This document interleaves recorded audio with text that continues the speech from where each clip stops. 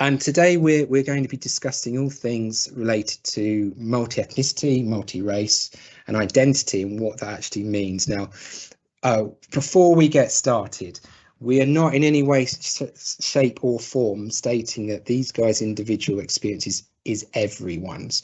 We're all going to have various experiences. So whilst we've got a representative from the UK and a representative of the USA from varying mixed backgrounds, there could be a plethora, a whole mix of others going on and in different countries. So in no way, shape or form we saying this is the same for everyone. We're talking about individual experiences, but themes that may touch on various listeners' hearts and things they may have experienced themselves. So I think probably the best thing to do is I will ask each of you to say hi, tell us a little bit about yourself, maybe your background, and then we'll kickstart. So should I go? I'll go with Val first. Hi, I'm Valarie. I am a Jamaican-born American citizen with a huge family that is like every rainbow, like every shades of rainbow on the sun. And we are like unbelievably mixed. I'm a mom of 3. I am, I'm also like, middle-aged at the moment. Ew. And I work with Mark sometimes. So yeah, that's me. Welcome. Hi. Well, I'm Sarah, and I come from a background where my dad was Nigerian and my mum was British, and I was born in Nigeria but moved to Britain at a very young age. So I'm the second youngest of 5, and I have 2 nephews who obviously are mixed race on their mum's side, my sister's side, and then on their dad's side they are half Senegalese and half Moroccan, so even more of a mix. And yeah, and I also, well, Mark's my line manager, so work for, not sure. But you had a choice. I didn't force you into doing it. True. Yeah, sorry. Yeah, that's very important. No.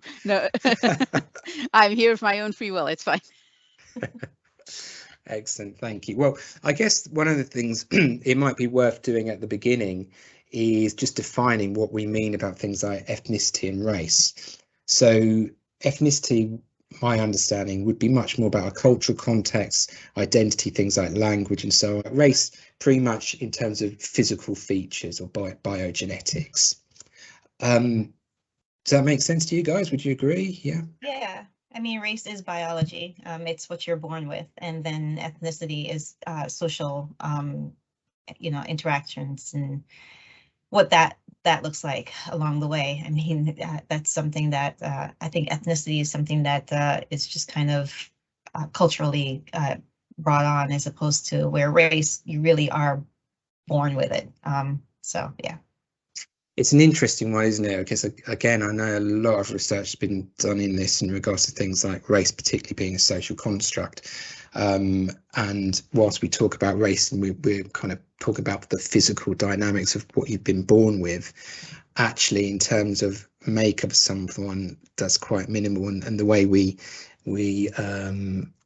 categorize people is, yeah, it is a social construct, and certainly historically, if you look back, that would have been done in a different way than perhaps it is done today. But that's a whole nother rabbit run that we could go down. But today we're talking about the mix, the multi-ethnic racial groups that we have. I know, Sarah, it's something that you are very passionate about, so maybe I'll ask you to kick off. Yeah. I mean, I guess one of the things that's always been kind of interesting, and I'd sort of really actually love to hear from Valarie what your kind of experience of this is the sense of people, and something that Natasha actually mentioned in a talk, as a sense of wanting to fit in. And I sort of remember thinking, oh no, I've never had any issues with being mixed race or wanting to be anything other than mixed race. And then as I kind of looked back on my childhood, I was like, that you really didn't like having, you really wanted straight hair. and actually you didn't like your name. You wanted to have blue eyes. I remember at one point my mum ended up having to have a sit down with me and tell me that it didn't matter what colour my eyes were, and that actually, you know, there were a lot of things about yourself that you actually felt you wanted to kind of almost be more English, or you wanted to kind of have more of a like proximity to your white side. And so I was just kind of, and as I thought about that, I was like, oh, that's kind of like, that's a really good point. I didn't realize actually that even that was like coming in, that was almost quite a subliminal experience. So I'd actually be really interested to hear if that was something that maybe resonated with you at all. So I was born in Jamaica. I am half Chinese. My father is 100% Chinese, where my mom is a complete blend of all kinds of other ethnicities and backgrounds. And so, yeah, when I was in Jamaica, you know, our motto is out of many, one people. And I really was in a neighborhood where I had expats from the UK. I had Indian friends. You know, we were just a mishmash of just people going to school together and just kind of just dealing with each other. I came here when I was about 10, and and quickly understood the difference between the light and the dark. And then, I mean, I was lucky enough to be in a predominantly Black school community because of the fact that in this particular school community, they really embodied everything that was Black. So we weren't taught like traditional history, you know, and we were kind of taught things that were outside of the book. And Hale Weaver High School, class of '88. But yeah, we literally were like taught about, you know, Langston Hughes and Gwendolyn Brooks, Marcus Garvey. We were taught about the scientists who were Black and who, you know, what they did in our society to progress society. So when but I also understood that they saw Black in a very different light. They if you're 25% Black, you are just Black. You're just seen as Black. Whereas where I come from in Jamaica, I am a person of color. I am mixed race. And in Jamaican terms, colored gal sometimes, like, which is, you know, like a derogatory statement, but it's what was being used with me. And so I think that for me, I grew up with the idea, and my mom instilled this in me, that I couldn't go by one race. I couldn't, because by going by one race, I am not honoring the other half of me. So I couldn't say I am predominantly or I am Black, because then that's not honoring my dad, who is 100% Chinese. And so for me, that's my experience. It's what I was instilled with, because, you know, she was very much a part, you know, like, you are just not one thing. You know, you have to be able to like learn to kind of encompass, I suck at that word. But take on all of these different parts of you and make sure that you understand that that's your whole. So, but did I have my struggles? I sure did. You know, I have curly hair. I wanted straight hair like my Indian friends. I mean, you know, I didn't understand how it took so long for me to get, you know, a little tan. It was like, can I just get tan, please? And it was just like, no, it's just not going to happen like that, you know. But there struggles for sure in where I can fit in. But I also learned that by being not part of one particular area, and, you know, just kind of branching myself off, or making sure that I kind of like kept all my friend groups, you know, different and in all kinds of different ways, not just, you know, color or race or any of that stuff, ethnicities and stuff. It kept me kind of like engaged in what the world has to offer, you know, because the fact that, you know, by doing that, you're able to kind of like maneuver around the world a little bit different. It's hard sometimes, I mean, you know, but it really makes it more interesting, I think, when you start to hear different voices and see very different perspectives.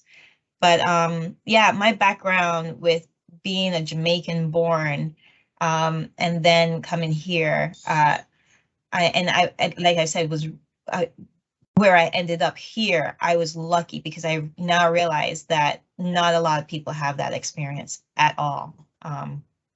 So yeah. Yeah, and that sounds like it's really, because I think, and I sort of tend to think of this with people across different kind of stratas, not just kind of like race, but in other kind of social groups, that sometimes if you kind of grow up in a place that doesn't sort of support that diversity and doesn't kind of have that sense, you kind of almost don't have a language to talk about who you are. And you don't sort of, and that's sometimes because you then don't have a language to talk about like your ethnicity, that may be where you're starting to think, okay, where do I fit then? Maybe I need to try and fit in with these people who seem to be the bulk of the people that are around me, or maybe I need to try and fit in with those people. And it can sort of take that time to kind of go, well, actually, no, I'm like, half Nigerian, I'm half British, and I should actually embrace both sides of that, because that's just who I am. Yeah, I mean,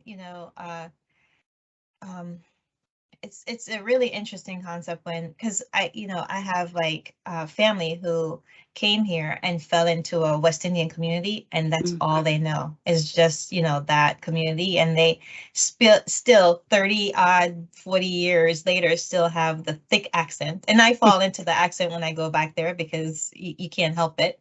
But they're still like very much like in that community, and they just don't understand other ethnicities, and they just don't try to even understand it sometimes. And for me, it's just like, but if you like try sushi, like you might like it, and they're like, raw fish, what? Like this is like, no, I'm not eating that, like.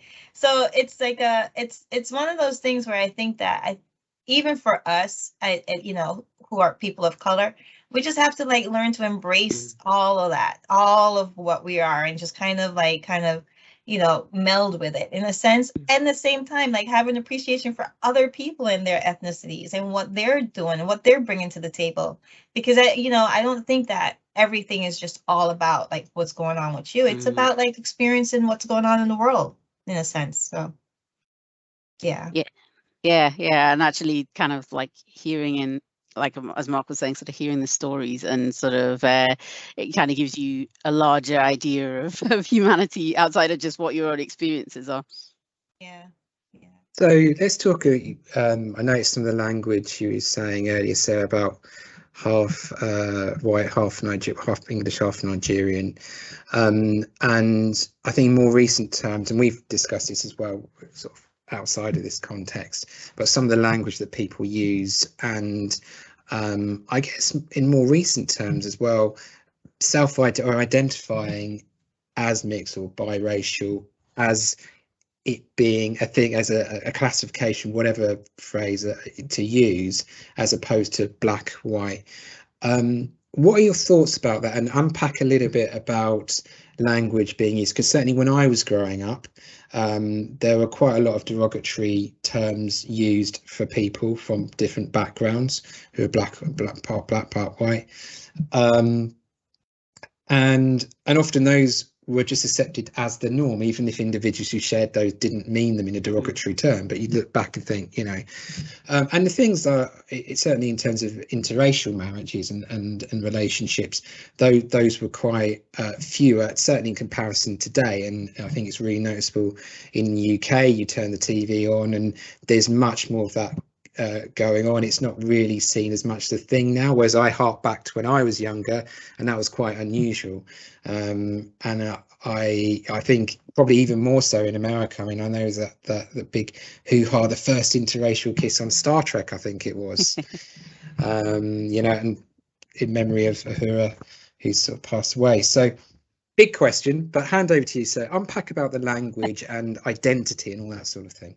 Yeah, it's interesting, and we were discussing it when I was growing up, and for me, in terms of like the terminology and stuff, it is kind of, I do find it rooted in sometimes how people identify.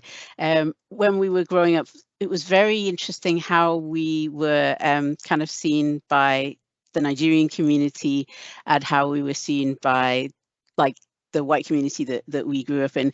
And it was, and my sister used to identify as Black, and I remember us having conversations, and I saying to her, you know, why is it that you identify as Black? And she said, because when I walk out on the street, that's what people see. They see a Black woman.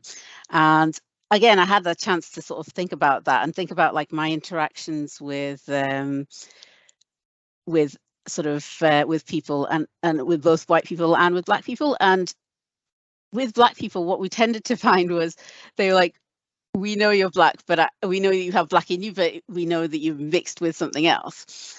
With white people, it was either if your features were very Afrocentric, they would just assume you were Black. If your features were not so Afrocentric, they were like, we don't know what you are, but we know that you're not white. So there was kind of almost, it felt like that, well, what that sort of comes out as is that there's a very almost strict gatekeeping in terms of the white community, whereas in the Black community, it was kind of like, yes, we know you have part Black in you, but we also know this and this. So it's a very different kind of message that's coming across from both sides. And so when I thought about it, I was like, I can see actually why, you know, she would have felt drawn to kind of embracing that. And she also might have felt, if they are judging me on that basis, why would I let them in to know more about who I actually am? Let them sort of, you know, go by what they think. And I, you know, I kind of was like scrambling for a word as to what I was, because I was kind of like, yeah, you know, I'm really proud of being Black, but also, you know, my mum's white, she's raised us, and she's kind of, you know, so I don't want to abandon that side. You know, I like to take pride in the fact that actually both of these races are part of who I am. And so I did like terms like, I did find terms like mixed race and biracial very helpful ways of describing me. And I was always, and you'd always have the person who'd go, you know, where are you from? And I'd be like, oh, I'm from Newcastle. And they'd be like, no, where are you really from? And I'd be like, okay. And there was part of me that was like, well, actually, I'm from Area 51. I was brought down in I would then give them a bit of a potted history of my family life, and they'd be like, oh, right, okay, right. But it sort of but we did talk about sometimes some of the less how do we say some of the more pejorative terms that were used. And as you say, I think often, so I had had a discussion with somebody who I know is actually a good guy outside of the discussion, but he used the term half caste, and I have to admit my jaw kind of ticked a little bit. And I was kind of like, should I call him out for this? Because this is sort of, I wasn't quite sure how to sort of approach the situation. And it was one of the things where it was like, that's a term, and it's a term that I've kind of always known wasn't a good term. And I actually realized only recently, after listening to that mixed race podcast, why it's so bad, that it's kind of like actually rooted in people being half pure. I think the term was to do with purity. And so if they use that term, they're saying you're only half pure. And it was like, oh, okay, right. Yeah, but it's kind of then that, how do we sit and have that discussion with them and saying, actually, this is rooted in quite a sort of nasty situation. And then obviously you have some of the other terms. I mean, I'm not sure it's okay for me to use the term mulatto. So that's another one where it's like, yeah, you actually then you kind of linking people to mules, and on top of the fact that being a bit of a fussy semantic person I'm like, technically mules can't procreate normally, and that's totally not the case with mixed race people. It's kind of like, so you're not kind of even getting it correct, but it's sort of those things of saying, so I know that this wasn't bad for you back in the case, but actually it sort of sits with a really unfortunate term. And if you know somebody, and you know, so it's like when somebody says to me, oh, somebody's like thinking, oh, could you use the M word or could you use the N word because you're a person of color? I'm like, but why would I use that word that's been used against people that I look like? Why would I use that word that's been used against my dad? Or why would I use that word that's used against, you know, other people that I love? It's not something that I think has any place in But people do. Yeah. I mean, I find that term myself is not a word that I like to use, or I use for my vocabulary. Like, I just don't feel like, I think, you know, people don't realize how much words really do have power.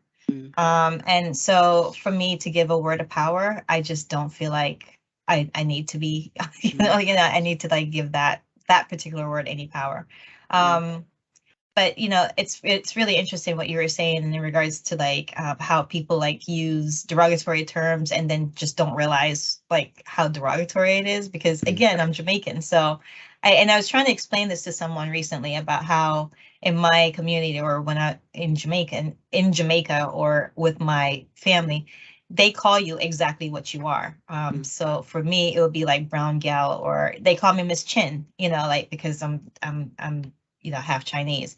Or, you know, if it's an Indian person, they call it coolie gal, or, you know, like they just cut all of it and just, you know, if you're really dark, you might be called blackie, you know, like it's just like, but they don't realize how derogatory that is. They just feel like it is just, that's just what you are, so therefore that's what you're gonna be, and you gotta own it in a sense. And it's just like, you know, like sometimes you just have to have the conversation, like, can you not say that? You know, like this is not something that I need you to say out loud in front of other people, or, you know, like, you know, for me, I grew up with, you know, being called Miss Chin a lot. Like it's just my children, who's now half Italian along with everything else, but two of them very much look like me. And so even they're called like in, you know, the West Indian community, Miss Chin or whatever. And it's just like, yeah, okay, but that's not all that they are. So it's, you know,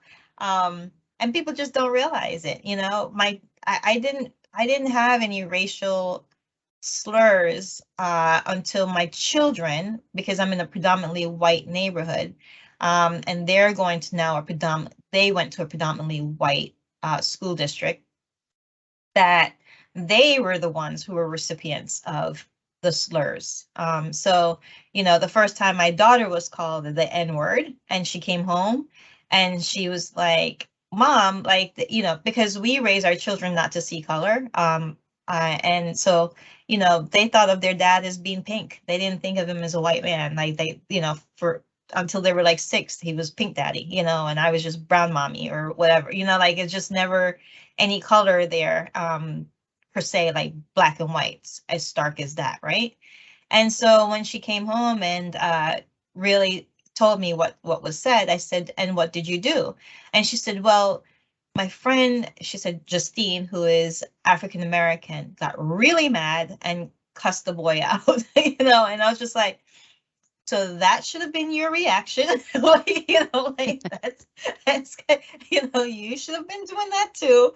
But I realized that we hadn't raised them to like even understand what that means, you know, like what those terms were going to look like, and what that was going to happen, that was something that was going to happen in life. And so, you know, it came back to me and like, oh my gosh, like you know, I felt like I did a disservice, because I grew up with the, you know, Black national anthem, you know, Lift Every Voice and Sing in our school district. And when they do Black history here, it's, you know, Martin Luther King Jr., Rosa Parks, Malcolm X, and that's it. Like that's the whole of their Black History Month experience. And I'm like, oh no, there's like so much more you should be learning. And so I had to like take it upon myself to be like introducing things to them in regards to like, oh, did you know? Or, you know, hey, can you read this poem by Langston Hughes? Tell me what you think about it, you know, because one of my favorites is The River Run Deep. I just, it's one of my favorite poems. But it's just, you know, like I had to like take it upon myself to kind of like instill that in them, because, you know, they know a lot about Jamaica. I mean, and they know a lot about, because, you know, my family is just so into like their upbringing, but they really didn't understand, like, you know, what it means to be, you know, on the receiving end of racial slurs. They had no idea, you know, like what that looks like. And I was like, and to be fair, I hadn't had to deal with it as a young person, because again, I came from Jamaica into a predominantly Black neighborhood, and I just kind of like lived my life, you know, freely in that way. You know, as you said, like the Black community embraces you because they understand that you might be mixed, but you're part of our community, you know, like, and there's no like, you know, of course there's like colorism sometimes within the community, but it's not like so overly, you know, stated, or it's not, you know, it's not something that's just gonna like say, oh yeah, you're not, you know, oh yeah, you're brown, so therefore go on this side and you got pretty hair or whatever. You know, it's just like you're still part of the community. They will just keep, you know, keep you part of it. But yeah, it's been a ride. So I'm interested. I mean, there's a whole load of sort of avenues we could go down, but I was interested, particularly what you were saying there, Val, in the context of what Sarah was saying from a UK lived experience. So mindful, and I'm not an expert, so always correct me if I'm wrong, but certainly in sort of the West Indian community, and what you kind of making reference there, Val, there would be perhaps much more of a plethora of mix. It'd be that's how it is. So Black with various ethnicities, various backgrounds going on. In the UK, we have different Black communities. So to say British Black, which is a term that's used, that could mean anything, because like just saying, well, British white, yeah, but we've got lots of going. So that's big term. But I what I'm interested is this thing of, well, 25% Black, and I don't really like talking like this, to be honest, but anyway, 25% you're Black. In the UK, and I know you mentioned, Sarah, a bit about people saying, well, yeah, you're Black, but you kind of where do we go with that? There's something different. Yeah. What is your experience from from a UK perspective as opposed to a USA one? Of the extent to which what the Black community would embrace.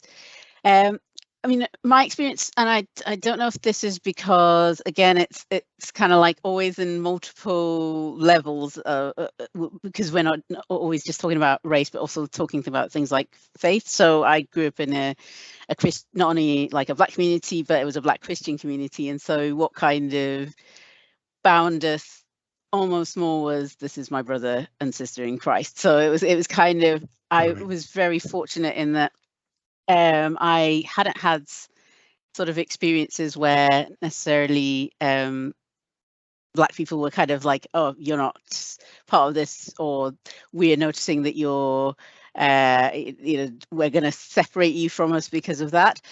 What I did hear of in terms of was the experiences of my mother. So she actually found and there's sort of a story that she told us about when she met her sister-in-law, and the sister-in-law walked in very, very kind of very sort of bold and was like, so this is my brother's house, and my mum was like, no, this is our house. And my oldest siblings were there, but they were small children at the time, and she was like, and these are my brother's children, and she's like, no, these are our children. And she looked at my sister and said, I can see my brother's blood in this one, and then looked at my brother and said, but you put too much of your blood in this one. And which was kind of ironic, because my brother kind of just literally looks like a younger version of my dad, so it's always a bit like kind of interesting. But there was this sense, the experiences that she had, they would apparently mock my dad for marrying a European woman, that saying that she'd had sort of like a bit of an odd effect on him, because he didn't, he was kind of a little bit atypical, I think, of how men maybe from that culture behaved. He used to love washing the dishes and stuff, which continued throughout the whole the whole of my childhood. And even that's a good, well, that's shocking anyway, you know, regardless so of race. it was actually what I've found sort of as growing up, so we've made connections with Nigerians in Peterborough, and I think they sort of have found in some ways, and this is less I think maybe to do with my color and maybe more to do with the fact that I'm kind of a little bit like, I'm very sort of I find sort of the whole idea of some of the things like the communal behaviors. So like when, for instance, you know, my mum passed away and they just all came to the house and they started cooking, and I was like, wow, I'm really kind of not used to this. Whereas I would have been like, is it polite for me to kind of just ring and see how they're doing? It's like, no, they just come, they always come and they cook and they make sure that everything's okay. That I'm almost kind of a little bit disconnected from the cultural practices, and so now I find I'm kind of learning almost secondhand. So when I was sort of saying to them, I don't really, my dad was really mysterious about like our family, and so the Nigerians I'm speaking to was like, well, I can tell from your surname actually which area even in Nigeria that you come from. And so I think because we sort of had a thing that connected us that wasn't just race, it kind of almost opened the door for them to say, okay, well, yeah, we're connected by this. And actually, if you're interested in learning more about your dad's side of the family, we can give that to you. Now, I don't know if faith hadn't been a factor, what that would have looked like. I wonder if it would have looked like the experiences that my mum had had.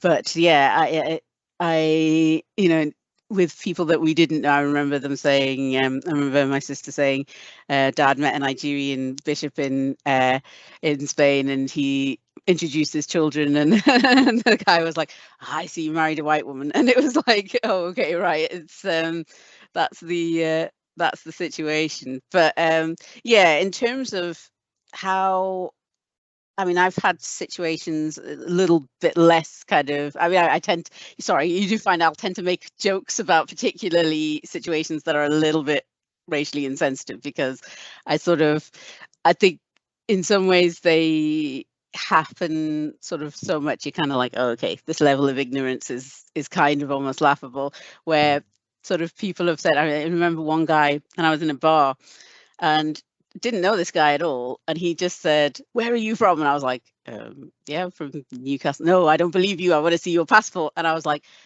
I think I might, you're Scottish, I think I might be more English than you are. It's kind of, and he was kind of just wanting to know. So there's this sense of like I say, I think that sense of being more welcomed, but in terms of the norm, like strangers just kind of having that thing of coming up and going, you know, where are you from, what are you? And it's kind of like, yeah, okay, thanks. So it's almost like people in which there's something there about wanting to pigeonhole or categorize people, so we know, right, you're this, you're that, and so I'm this, I'm that, whatever it may be. And I mean, it's shocking also, people seem to have the right to want to go and touch someone's hair or whatever it may be. But when it comes to yourself, and it's obviously, and I guess it's similar in the US, but we have our census every 10 years, I think it is, and we tick what our backgrounds are and all that sort of thing. Do you align yourself to a particular box? Do you think I'm half this, I'm half that, or do you think I'm me?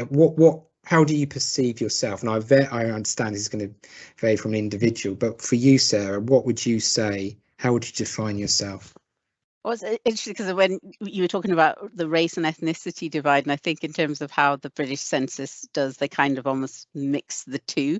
So they'll often, with them, ethnicity will be things like white British, white other, white or black British, black other, black African, and I was very pleased when they finally did introduce mixed white and black, and I was able to tick, because at one point it was kind of like it wasn't there, and then I used to just kind of tick other and then be like, this is what this is, or sometimes I would tick black because I was just like, well, I don't know what to put, but at least now they kind of have that, and I'm kind of like, okay, yes, finally I can say where I am, and sort of what I fit, well, where I feel like I best fit. And it's kind of, in a sense, why I get quite excited about mixed race discourse, because I think Mm. that for too long it's kind of like been a thing of, oh, you're not part of this, or we'll just put you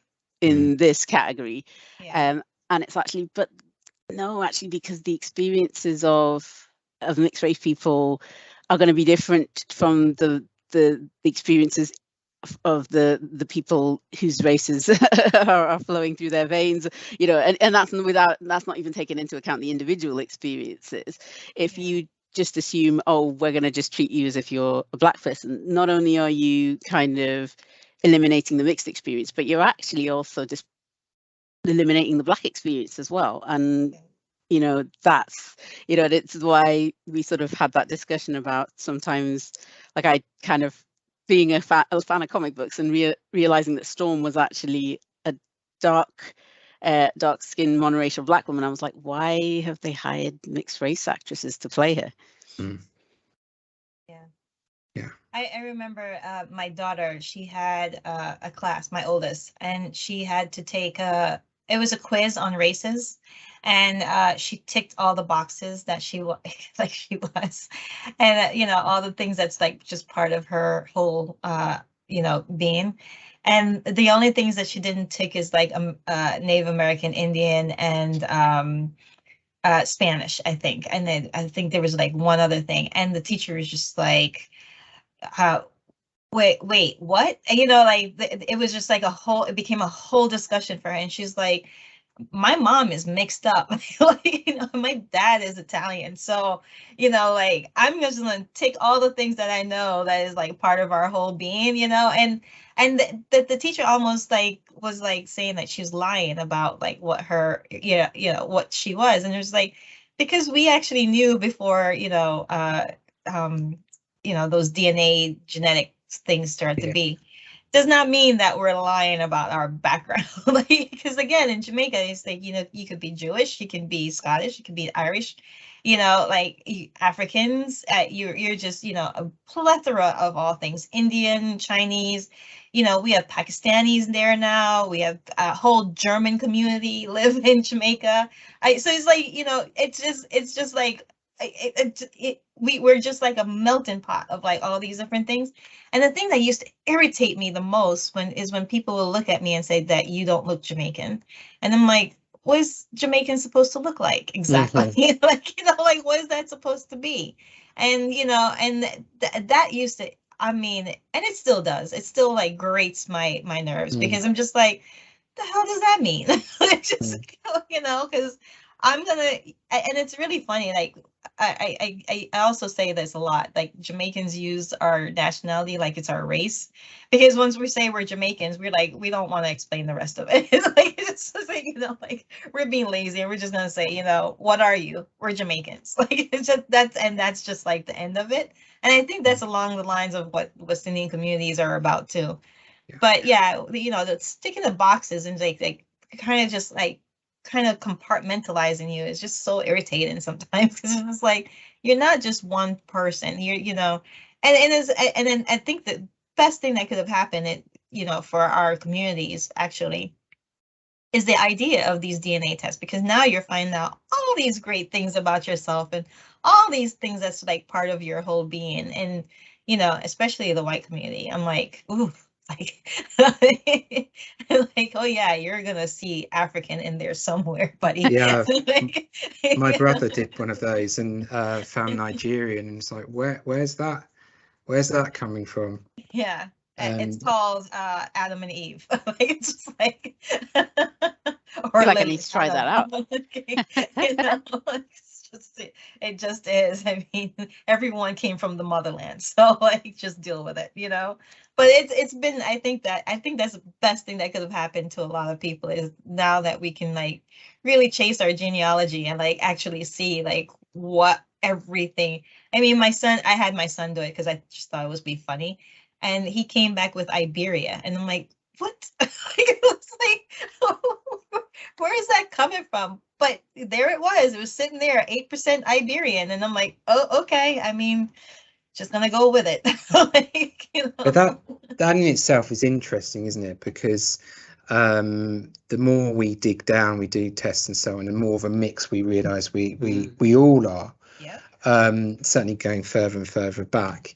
It then comes down to how do we align, or what do we align ourselves to in terms of identity, because it's always that someone has something they want to put their coat back on. Okay, this is who I am. Yeah. You know, that these are my people, this is my background. I know I'm here, whether that is white, English, Black, African, whatever it may be. And yeah, I just wonder how that's going to go, certainly forward. I mean, we're talking from a UK and a USA context.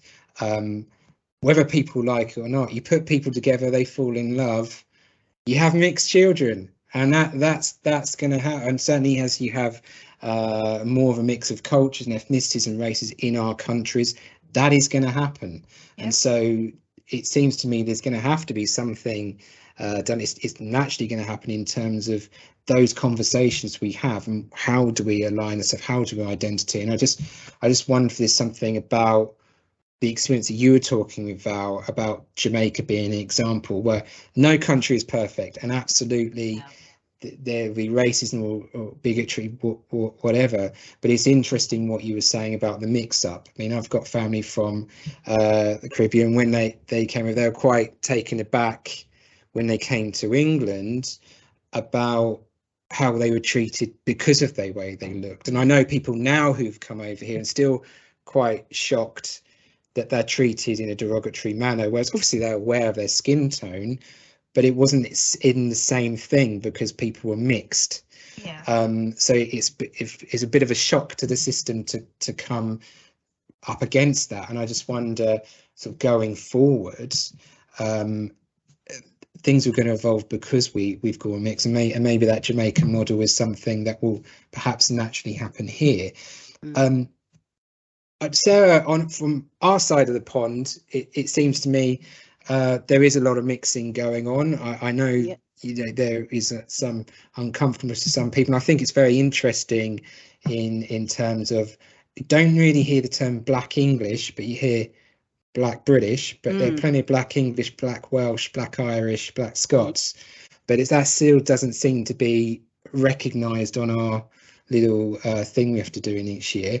Well, I was going to say, first of all, I actually really like the idea of whatever your racial makeup is, you're Jamaican, or, you know, like the idea that there's something that binds people more than just these things. And it's sort of, because I think, in a sense, where it comes to equality and diversity, it's not like saying everybody's the same, but it's saying that there's something that binds us that's greater than all of the differences, but that then should give us the freedom and the safety to then be able to celebrate our diversities, because we're like, no matter what we're diverse in, I'm not going to throw you away because what binds us is greater than what, you know, would potentially divide us. So I do really love that kind of Jamaican national model. And I think in a way, I'm kind of, as you say, I'm hoping that's kind of happening more with Britain. And I think that it's actually a good question, because there is sort of always you know, I think for sure there's definitely Black Welsh, Black Scottish, Black Irish people. And they seem to be vastly kind of underrepresented. So I think it's kind of and it's kind of very interesting, because I do hear about stories, particularly of like mixed race Irish people, and they tend to, I think, again, it's one of the things that's rooted a little bit in quite a painful history.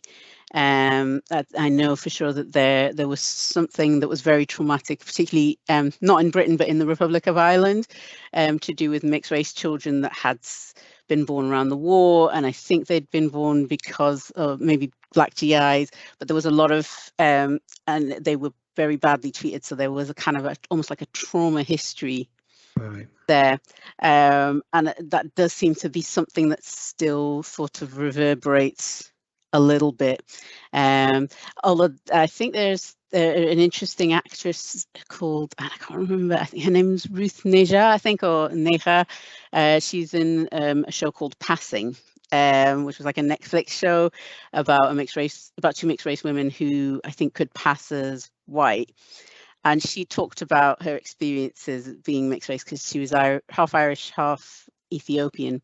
And she said she didn't actually experience, I think in Ireland, she didn't experience racism. I think it was only when she came to Britain that it became a bit more of a thing. And I was like, that is really interesting, because actually I do wonder, you know, what are the experiences of mixed race people in different areas of the country. But yeah, I think part of that is that it's we don't see, we know that there are Black people in Scotland, Ireland and Wales, but they are vastly kind of underrepresented. I think often when we think, I'll be honest, often when I think of like Black British people, I'm often thinking of like second generation Black British people whose maybe their parents have immigrated from Nigeria or somewhere else, and they've grown up, and it seems to, for me, it seems to kind of, I think of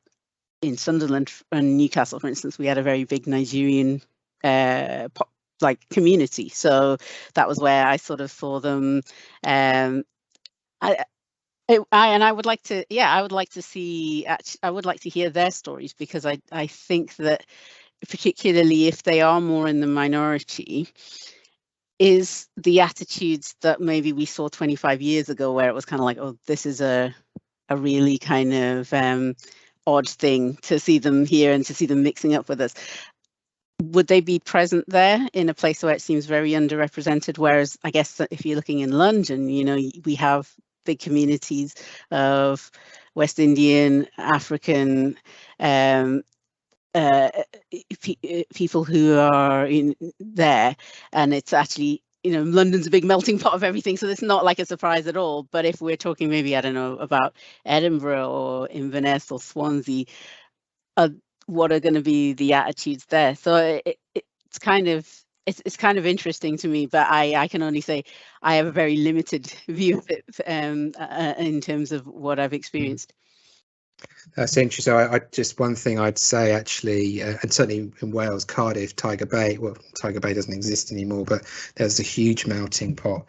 I think what you were saying there about coming under sort of one banner, I last year, before the fallout, I thought the England team, you know, was like, okay, actually, I'm happy flying the flag. Funny enough, you know, it was a really positive thing. It was much more about, well, there's people with mixed ethnicity, white, Black. It felt, you know, like everyone, well, not everyone, but there was much more of a something for people to connect with. And then as soon as it came to the penalties, you knew what was going to happen, and it did happen the following day. Although there was also a positive response by a lot of people as a result, which also kind of showed actually tides are changing, and it always seems to take us a long time, but there is a shift. But that's my perspective. I mean, that's what I would say. Val? Well, I mean, I live in the bubble of New York City, so I'm like literally like, you know, 20 minutes outside of the city, in what's called Westchester County. But you know, for the most part, we here in this area of Long Island Sound consider ourselves as part of the New York City neighborhoods. Let's just say that. And so I think that because we live, and that's something that I've always tried to tell like my European friends or my UK friends when they come, is that what you see of New York City is not the rest of this country. Yeah. It is like, you know, it's just one little tiny area of the country, and we are unique in the fact that we are just vastly just diverse in all kinds of different ways, right? And so for me, again, that was the luck of the draw. I left that predominantly African American community in Connecticut and moved to New York City. And so I'm still part of that whole, you know, embrace the whole me thing. You know, like my experience has been just unbelievably lucky in that, because of the fact that I'm still able to kind of keep my identity, keep my, you know, my well-being. I mean, you know, when you're in Jamaica, you're born with your history. You know your 7 heroes. They are very different colors. They go from white to very dark. Our very darkest is Nanny, and she is a proud, you know, maroon warrior. And so that's what we were brought up as for Jamaicans. We were brought up with that history.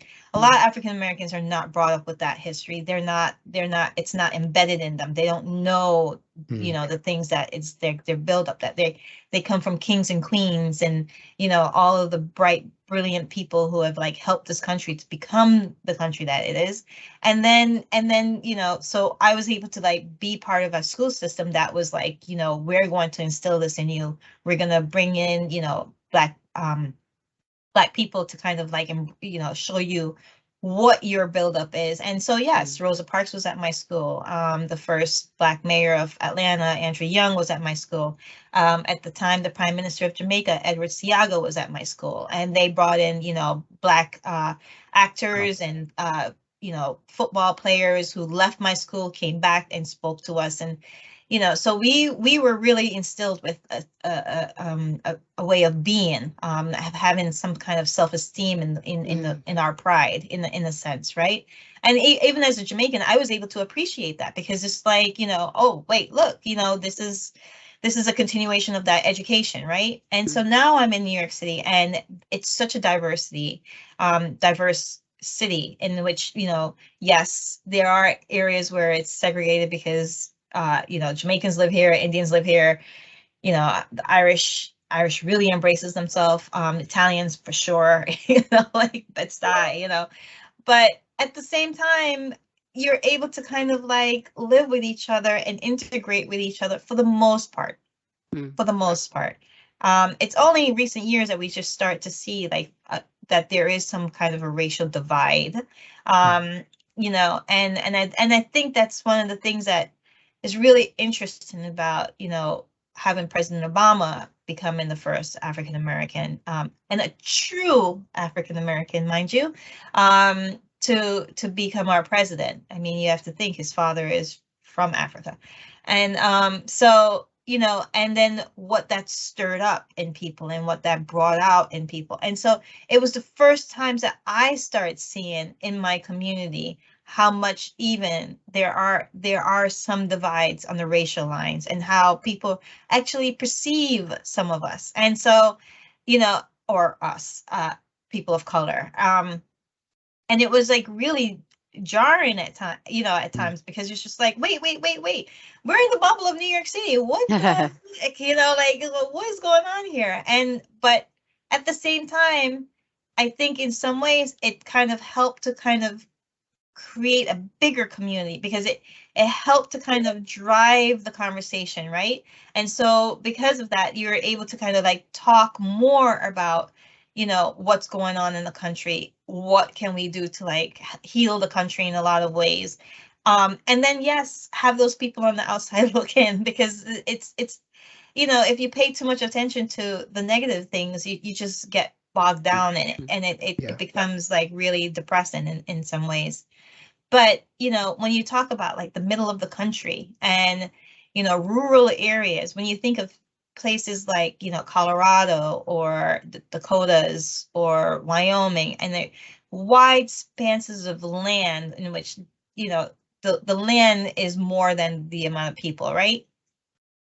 And you realize that those are the people who have their very narrow ways of thinking, very, you know, and it becomes like a challenge in those times. I think, Sarah, you were talking about this, like, when do you start saying or saying at one point to people who say derogatory things, like, that's not right. What you're saying right there is not right. And I need to like educate you on why that's not right. And I think it's coming to a point where now we have to start educating people because they don't know.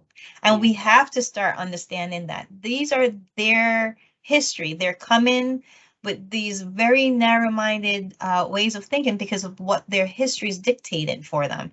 And they haven't understand other people's history, or they haven't even seen what other people's history is about yet. And so it's about like saying, okay, at some point, we have to start like really just kind of taking a step back sometimes when you're being called that name and saying, wait, let me like talk to you about that word and what that means to me. you know, and really making it so that they understand the feelings part of it, as opposed to just the overall, you know, the you know, the physical thing of it. Like, you know, you want to let them know what it feels inside when you're being called that, like, you know, and then relate it back to them so that they understand why you shouldn't be called that name or whatever it is. Because it just, you know, we want to start trying to get to the point where, yeah, let's start being more like together about these things. There are bigger things that we should be worried about beyond race and ethnicity. We should be like worried about, like, you know, the fact that we're losing teachers here. We should be worried about that. You know, we should be worried about like what we're teaching our children as far as history is concerned. We should be worried about, you know, yes, what these ethnicities are and what culturally, how they can, you know, like help us, you know, in some different ways. So it's, you know, it's really funny when you start talking about race and how that looks, because the fact that, you know, I just feel like it bogs us down so much so often. And I think that, you know, maybe I'm being optimistic of the world, you know, based off, again, my own little history, my experiences where I am right now with my very multicultural children. And I'm, you know, optimistic that they can be in the world where they're not looked at by just the color of their skin, hopefully. You know? Yeah. Well, yeah, I think that's a great point. And I suspect part of the reason it bogs people down so much is because there is a lack of knowledge. And sometimes there's this tendency to kind of almost try and be post-racial. And it's kind of like, oh, we don't want to, you know, this sort of stuff doesn't matter. And it's like, well, yeah, you know, we want to get to that stage where it doesn't matter, but it still matters when people still feel free to kind of just go out and ask you, what are you? Rather than saying, oh, do you know, actually, I'm really like, with some of the people that do ask that question, it is a genuine thing of curiosity. And it's kind of like, or with somebody who, for instance, I mean, my sister hates, she said people, you know, try and touch her hair quite a lot, and that's something that she hates.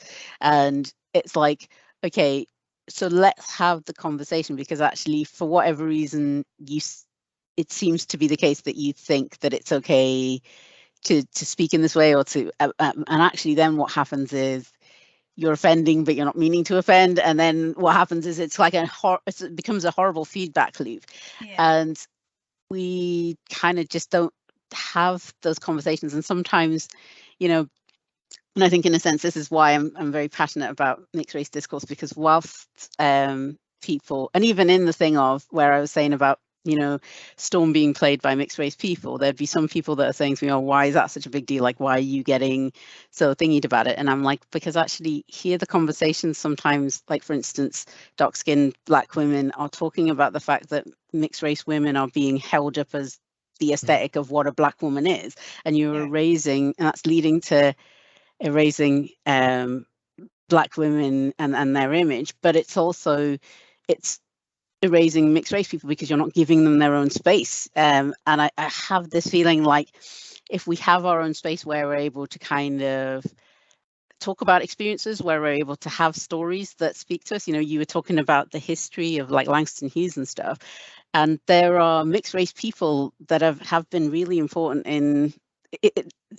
Black American history and in Black British history. I was remembering, you know, Samuel Taylor Coleridge, and he's always called a Black composer, and I'm like, oh, he's actually a mixed race composer. But it's kind of like, you know, or I think Frederick Douglass was mixed race, and if you're kind of erasing part of their racial makeup and you're kind of then pushing them into that spaces, you're doing a disservice to everybody involved. And this is where we kind of start getting it, and it becomes such a bogged down thing because we don't listen to why it's important for us to have those conversations.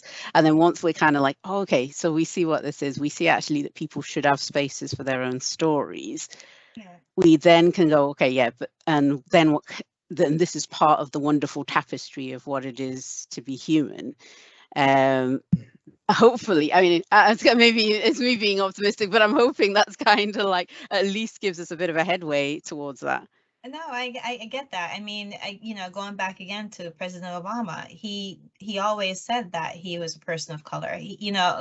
And African Americans were so upset with him because he was not saying that I'm an African American man. And I'm like, but his mom is white. Like, so like, so it's like you're asking him to like deny one half of, and the woman who raised him with her parents, her white parents in Hawaii. So he comes from again, Hawaii is like another area where it's a melting pot of people, and that's how he was brought up. And so I personally, as somebody who's mixed race coming from Jamaica, understood the concept of that, but it was just such a huge thing where like he's not doing things for Black Americans and da, da, da, da. He's doing things for Americans, like, because he comes from and that's why I said that he's the truest form of an African American person, because his father's from Africa, his mom is a white American. It's just like, and then it was like listening to it at times was just really like, you don't know if you should say anything, because it's like they were so passionate about it that you just don't even know if you have a voice in all of this. But at the same time, it's like, but come on, man, like, look at the man's history, look at his build up, like how he's like, he come to be, and understand that, and like live with that for a second. Like, he's just not one half of anything. He is all of that is making him his whole, right?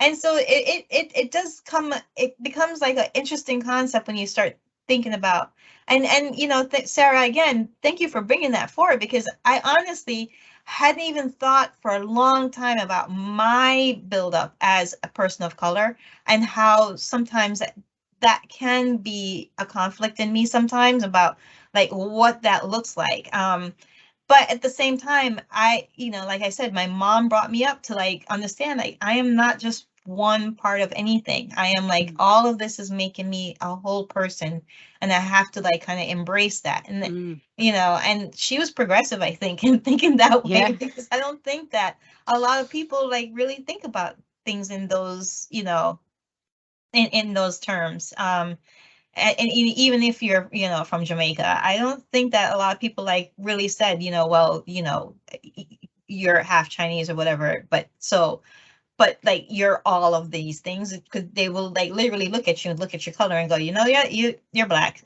Like that's all it is, So that's it. And I think sometimes you were talking about speaking up about the passion. I think sometimes the tension might be, if you also speak up as a mixed race person, they might say, well, you have a privilege to do that because you have a proximity to whiteness that actually we don't have. And so there's kind of that tension of, actually, I'm trying to say something to help, but actually, are they gonna just assume, oh, this is a person that's speaking from a position of privilege? So it's a tough, it's kind of a tough place, and it is something that I think because from like, and we've had discussions about this, Mark, where it's kind of like, maybe because the history of mixed race people has been kind of a little bit mired in that trauma, that's something that we kind of have to recognize when we enter the conversation, that actually that might be something that's at the shadow at the back here. So there is an element of saying, yeah, okay, we are speaking from a position of privilege, and actually we do understand that there's a trauma here, but actually we're trying to be genuine in the conversation that we have, and actually we want to preserve your stories, we want to preserve your identity as Black people, as well as kind of preserving ours. It's almost like we're trying to bridge the gap in some ways, isn't it? Yeah. But I don't think sometimes that there is any privilege to it. I mean, I just think that it's just me being me. I just I don't think of it in terms of because I think privilege is something that anybody can have. It depends on like what it is that you are. I don't and I've never been told like I come from a place of privilege because maybe I'm light skinned or whatever. I mean, but so I find that interesting in your area of the world. but again, it's my experience, and I'm sure there's people here who probably had that happen to them. I know it's really funny that my middle one, she looks very much like her dad, who is again Italian. And I remember going to school one day, and they put up her history, like, you know, her background and stuff like that, and they had listed her as a white person. And I thought that was hilarious, because I sat there and like really laughed, because I was just like, that's funny. You know, it's like, not if she came out of me, and like, she's not white. So like, so, you know, you might want to change that. And they were like, oh no, I'm so sorry. And, you know, and but it's just because that she, you know, again, present as a white, you know, young woman, so, or a white child, I guess. So, you know, but I just thought it was hilarious that they, you know, knowing me as the mom who was there every day with this kid, she was still listed as a white person. Yeah. So that was her privilege. That was mine. Yeah, I was going to say, I don't think I've ever been told I've had privilege, but I have heard it brought up as an argument in the really conversation. That it's sort of and it as you say, it comes down to sort of how people present, because obviously, like, one of the things is that no mixed race person will present the same, but people will kind of have this thing of, oh yeah, they're going to look like this, and it's like, no, just make sure you study your genetics, and it's kind of like you'll find it's a slightly different thing. But sometimes it is that sort of argument. I think there was a really interesting I'm trying to remember what the name is. It The Grapevine, and they talk a lot about African American issues. And one of the things that they talked about was Jesse Williams at the BET Awards, and he'd given this really brilliant speech. Yeah, but they were like, is he speaking from a position of privilege? You know, he's got these blue eyes, he's got this, you know, very much kind of, and it's ridiculous. I mean, we have Colin, you know, who, the football player who, you know, started kneeling because he wanted people to understand what police brutality looks like. And he's, you know, he was let go from his team, and he has never played as a quarterback since then. And it's just like, come on, like, that is not a person of privilege. It's just people who are saying these are the things that's going wrong with the community. These are the things that's going wrong with our country, and we want to speak up about it. I mean, yeah, I find that interesting to think, because for him, he's a black male, Jesse Williams, pretty black male, but you know, it's just maybe that's his privilege, is that he's pretty. Well, look, guys, I'm going to have to wrap it up, but I think we've got a whole series of podcasts, a whole YouTube channel that could be created upon this, and it'd be really good to have you guys back on, and we can maybe explore some of those elements that come up around privilege, for example. I think there's some really interesting things we can do there. I guess I better wrap it up so we don't overwhelm the listeners all in one go. But I think, you know, there are some positive things there about celebrating that's something that we all bring, and the diversity of that experience that, you know, we can share as part of a community, but we also retain our heritage and bring that up, which means one massive party and lots of good food. So there you go. You know, something always close to my heart. But thank you again for sharing, and let's have you back.